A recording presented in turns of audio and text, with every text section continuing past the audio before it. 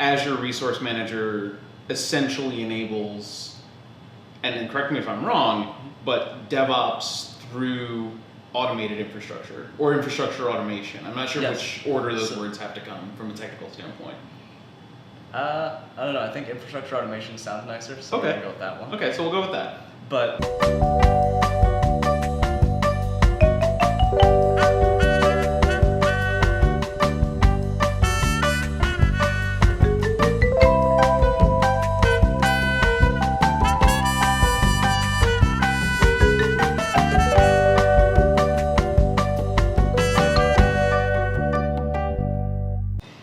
Hey everybody, welcome back to the Manhattans Project. I'm Michael Gibson, Marketing Manager here at 10th Magnitude, and I am joined today by Ryan Kelly, one of 10th Magnitude's cloud consultants. So very happy to have you here today. thank you, Michael. We're gonna chat a little bit about Azure Resource Manager over a couple Manhattans, so we go ahead and get started. Cheers. So I think what I'd like to kind of point out, starting with Azure Resource Manager, is the JSON templates that you use to actually spin up your environments. So one of the first problems that we faced at my client was that they had built up these pet environments that, oh my God, if they died, what would happen? They couldn't test their software. They'd be lost.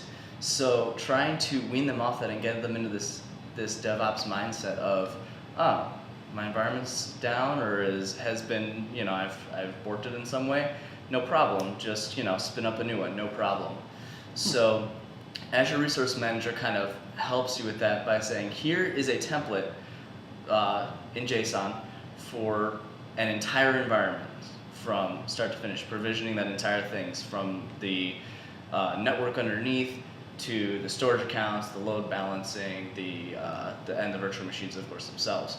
So being able to spin that up in concert with Chef, installing the enterprise application is just as easy as a click of a button once you get it set up.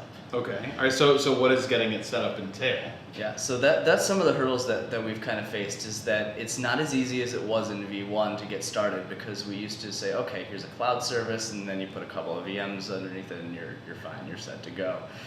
But for more complex environment setups, it's great because you have a lot more control. But for those simple solutions, now you're going to need a whole virtual network, you're going to need a subnet, you're going to need, if you're ever thinking of even using a load balancer, you need a load balancer, you need a network interface card, and you need, of course, your VM. So it's a little bit more setup to get started, but once you're there, you can spin up make copies of this environment as many times as you need, and we've had to do that several times, where there's like one team will say, oh yes, I'd love to have this environment. It's like, great. We build out the template for them, we deploy, we say, here you go. And then another team says, hey, I see what that team's doing. Can you spin one of those up for me? And we say, yeah, sure, no problem. I still have the template right here. It's not a big deal. But it does take a little bit of work. So like I said, you need all those moving pieces in order to get set up. What's nice is they've also given you a parameters file, so that if you need to change it ever so slightly, like, oh, well, I actually want to name my load balancer something different, or whatever it happens to be, I want to change the size of my VMs on this one because that other environment was too small for me, or I want multiple virtual machines, I actually need 5 set up, it's not a problem. This is something that's been in Microsoft's head since before we saw Chef provisioning come out. So this was their answer to, we need to spin up a lot of almost practically identical environments, and we want to know exactly what those look like every time, and we have this infrastructure as code essentially that's going to walk us through it and give us a whole infrastructure, possibly very complex, possibly very simple, whatever your needs. Another thing is, so on top of the scaling thing is what's on everyone's mind is cost control. Yes. And that's also another big thing with my clients, is that we're spinning up all these different Azure VMs. It's being used across the company. for different things like demos and just for test environments. And so what the word on everyone's lips is in upper management is, well, how do we control the cost of this?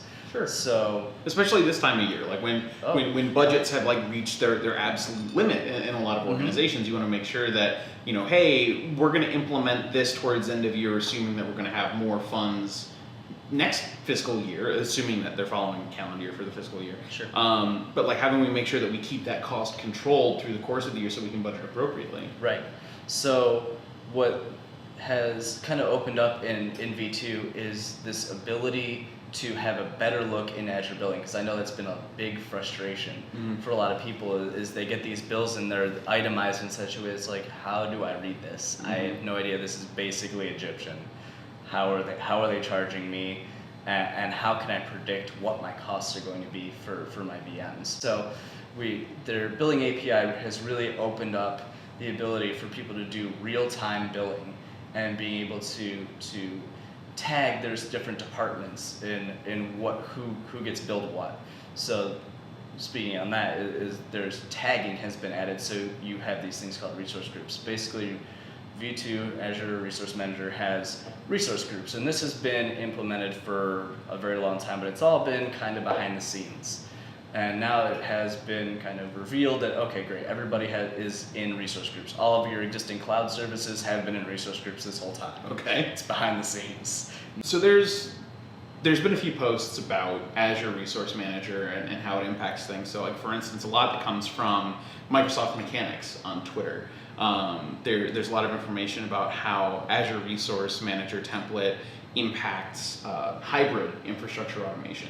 Is there any distinct advantages for ARM between full cloud and hybrid infrastructure automation? Like, does it perform better with one versus the other? Does it better empower one versus the other? I think it better empowers one versus the other, because I think as we've kind of been talking about, because it mirrors it so well, that you can now model your on-premise infrastructure more readily in the cloud. And a lot of what we do are these cloud readiness assessments, and I think V2 kind of makes our job a little bit easier in that sense, saying, okay, if I want to go from my on-premise to the cloud, then it's suddenly things are a little bit easier, because we can design your complex network for you, just as you see it on-prem, you can see it in the cloud.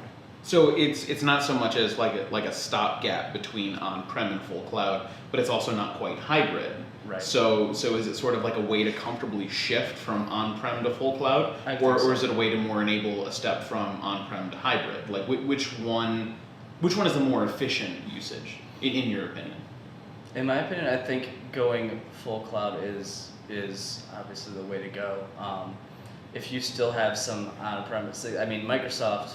I attended a talk last year on some security measures that Microsoft puts in for their data centers, and it's incredible. And if you think you can do it better, then good luck to you, is all I have to say, really. It's okay.